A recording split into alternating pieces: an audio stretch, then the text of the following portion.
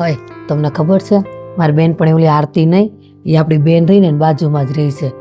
એમ કહેતી હતી કે તમારી બેનને હમણાં પૈસા ટકે બહુ તંગી છે, એ ઘરે માંડ ચલાવે છે. આટલું બધું થઈ ગયું તો શિબલી કઈ કહેતી કેમ નથી? આમ તો ઝીણી ઝીણી વાત નકરી ફોન કરતી હોય. અરે સાસરીની વાત કોઈ ન કે. તત્કાળનું સોલ્યુશન લાવવું પડશે. કેમ છે શિબલી? બસ સારું છે ભાઈ, તમને કેમ છે? લે આજે મને કાગડો નો કીધો સીધો ભાઈ કીધો. તારી તબિયત તો સારી છે ને પછી? હા ભાઈ, હું મજામાં છું. પણ કેમ ફોન કર્યો હતો? અરે હું તને ક્યારનો વિડીયો કોલ કરું છું, વિડીયો કોલ તો ઉપાડ. એમાં એવું છે ને કે અઠવાડિયાથી મારો ફોન ખરાબ થઈ ગયો છે, એટલે હું સાદો ફોન વાપરું છું અને તેમાં વિડીયો કોલ નહીં થાય. પણ તમે વિડીયો કોલ કેમ કરવાના હતા? અરે તારો બર્થડે આવે છે ને એટલે તારી હાટુ ડ્રેસ લેવો છે. તને આમ તો સરપ્રાઈઝ દેવાની હતી, પણ પછી આવો ડ્રેસ લીધો ને તેવો ડ્રેસ લીધો અને પછી બહુ મગજમારી કરી અને 70 વાર તો મને ભેગો બદલાવા લઈ જા, બરાબર? એટલે તને ફોટા મોકલાશે, એમાંથી ફટાફટ સિલેક્ટ કરી લે એટલે હું લઈ લઉં. ના ના ભાઈ, ડ્રેસની જરૂર નથી, મારે થોડું કામ છે, હું પછી ફોન કરું.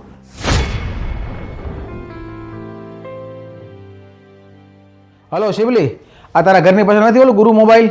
ત્યાં આવી જા ફટાફટ. પણ શું કામ છે ત્યાં? તું ત્યાં ફટાફટ આવી જા, અમે અહીંથી ઘરેથી નીકળી છે, બરાબર? પણ કામ શું છે તે તો કયો ભાઈ.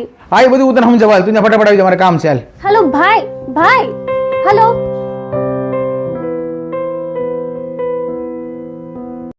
આવ શિવલી આવ. કેમ છે?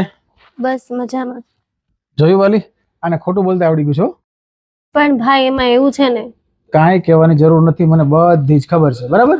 હા. પણ મને અહીંયા શું કામ બોલાવી? એક સરપ્રાઈઝ માટે. સરપ્રાઈઝ? આની માટે થઈને. હા, મોબાઈલ? મોબાઈલ નથી, આ છે એક શરૂઆત, એક શુભ શરૂઆત. શેની શુભ શરૂઆત? શુભ શરૂઆત એક નવા સોપાનની. આ મેરેજ પહેલા તું કેવા ગિફ્ટ હેમ્પરિંગ કરતી હતી, આર્ટિફિશિયલ જ્વેલરી બનાવતી હતી, પછી હેન્ડીક્રાફ્ટ બનાવતી હતી, બરાબર? તો પછી મેરેજ પછી આ બધું કેમ બંધ કર્યું તે?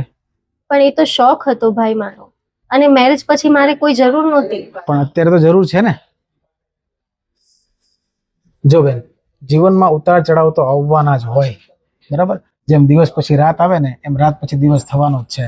અને અમે જ્યારે આપણા ઘરને આપણી જરૂર હોય, આપણા મદદની જરૂર હોય ને તો પછી લડી જ લેવાનું હોય, બરાબર છે? એટલે હવે ફરીથી આપણે ખુશીઓનો એક નવો સૂરજ ઉગાડવાનો છે અને જેની શરૂઆત આપણે અહીંયાથી કરવાની છે. હું ચાહું છું કે તારું એ જૂનું કામ તું ફરીથી શરૂ કરે અને ઘરની અંદર આર્થિક રૂપે મદદરૂપ થાય. પણ ભાઈ હું એકલી કેવી રીતે કરીશ? અરે તમે એકલા થોડા છો, અમે તમારી સાથે છીએ. આમ પણ બેન તું શરૂઆત કર, રસ્તો આખો આપ નીકળી જશે. પણ આપણે શરૂઆત કેમ કરવી? અરે હું કેવી બેઠી, પેલા 100 ઓર્ડર તો હું જ અપાવી દઈશ.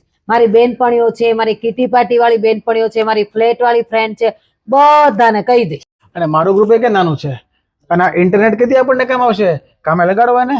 આપણા પ્રોડક્ટમાં દમ હશે, આપણી સર્વિસમાં દમ હશે ને તો પછી આપોઆપ આખી દુનિયામાંથી ઓર્ડર આવશે.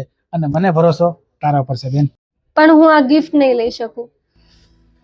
તને યાદ છે બેન, જ્યારે મારા લગ્ન થવાના હતા, પૈસાની જરૂર હતી, ત્યારે તે આજ તારા સ્મોલ બિઝનેસમાંથી જે પૈસા બચાવ્યા હતા વગર માંગે મને આપ્યા હતા કે નહીં? હે? તો આજે જો મારી બેન તકલીફમાં હોય અને હું એની મદદ ન કરું ને તો પછી દોડ છે મારા જીવનમાં. હો.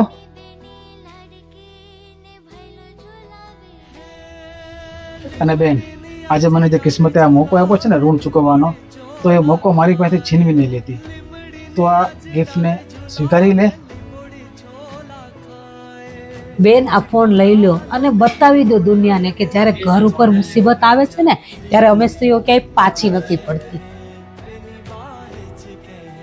આ ફોન તો તમારે રાખવો જ પડશે અને તમારી શરૂઆત કરો, બાકી અમે આરે તો છીએ જ. તો પછી હવે કાંઈ પણ બોલ્યા વગર આ ગિફ્ટ લઈ લે. આ અમારા બંને તરફથી સપ્રેમ ભેટ છે અને અમારા બંને તરફથી આશીર્વાદ પણ છે કે વિજય ભવ. કે કોણ હલાવે લીમડી ને કોણ ઝુલાવે પીપળી, એ કોણ હલાવે લીમડી ને કોણ ઝુલાવે પીપળી, એ ભાઈની બેની લાડકી ને ભૈલો ઝુલાવે, એ ભાઈની બેની લાડકી ને બેનડી ઝૂલે ડાળખી.